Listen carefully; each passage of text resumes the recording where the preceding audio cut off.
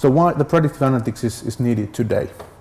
Back in the day, when it comes to managing the retail companies, managing the retail sales, it was relatively easy and fun.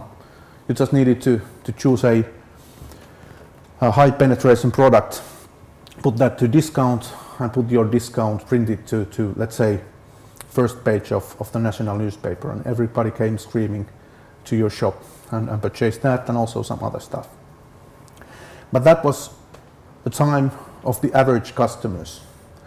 Retailers were serving average customers because they didn't have any data, they didn't have any knowledge inside regarding the individuals and their differences in their behavior.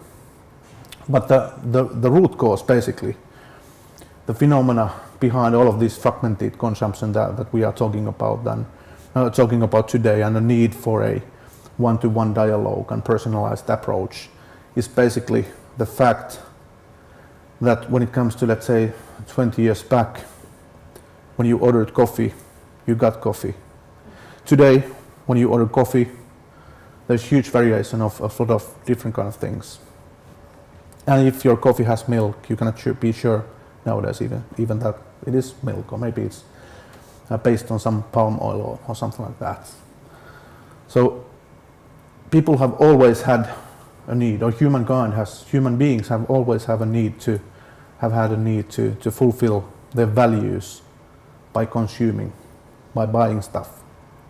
But today, what is available, it really makes it possible.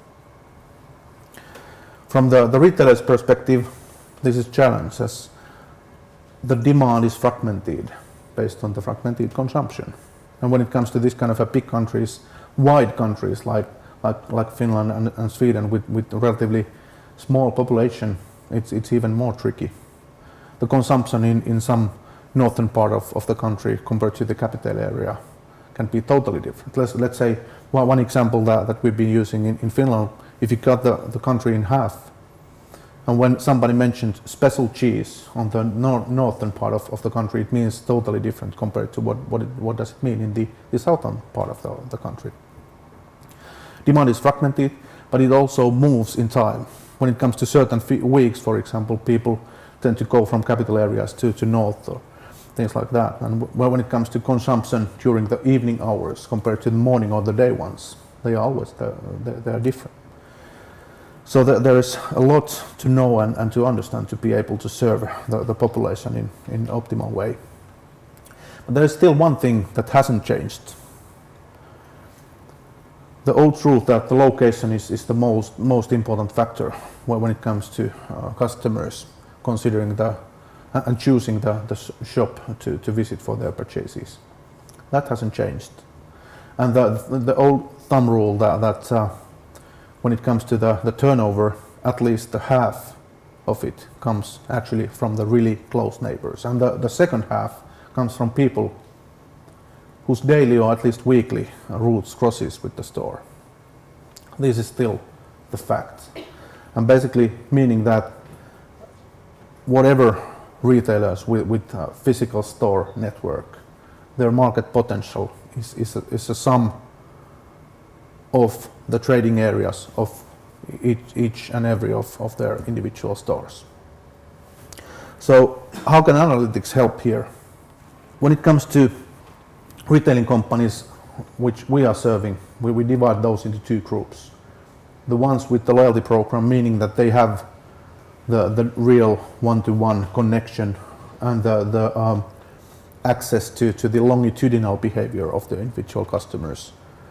And then there are the ones who doesn't have that. And the data model to serve those when it comes to the predictive approach is a bit different, but it can be done for both types.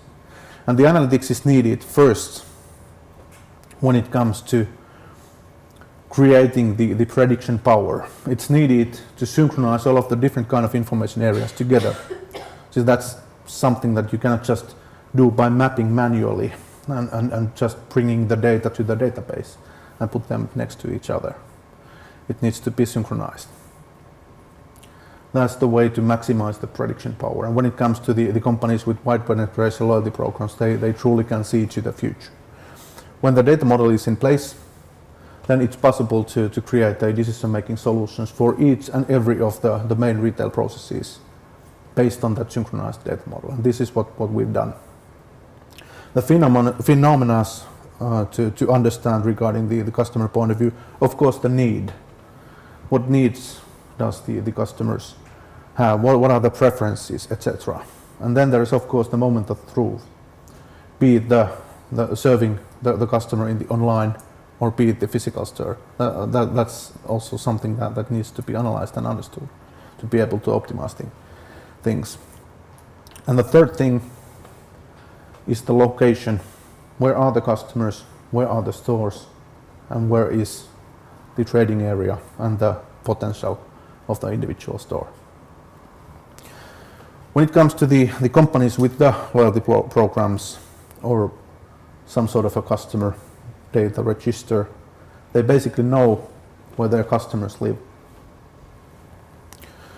meaning that they can easily understand the trading areas of the stores. When there is the individual, this is the strongest and the most powerful way of calculating the potential. You are able to understand the share of wallet of the individual customer, and you can see that what is the available potential per individual customer or household, meaning that you also get a view to the areal potential. And from one trading area, you are able to calculate that to the bigger area, and at the end of the day, you are able to calculate the potential for the whole market.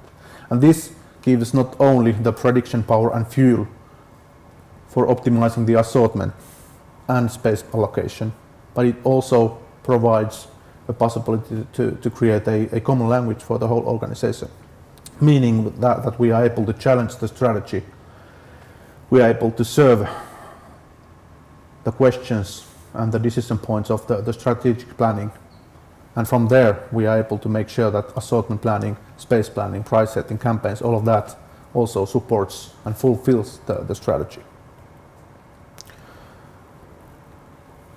So how to utilize all of this? When we understand local demand, we understand local competition, then we are able to set up the assortments, space allocation, pricing, all of that also in a way that we optimize it to every and each of our sites. The traditional way to build up the assortments has been one size fits all. The next kind of era, next way, next version of the process was to create a cluster-based assortments, meaning that the stores were clustered into groups based on what is the population, what is the structure of the sales, etc. Today, for the first time, I would say it's as easy, or at least even easier to create the store-specific assortment than the cluster one. But it's at least as easy to create that compared to the traditional one-size-fits-all based on assortment. But it requires AI.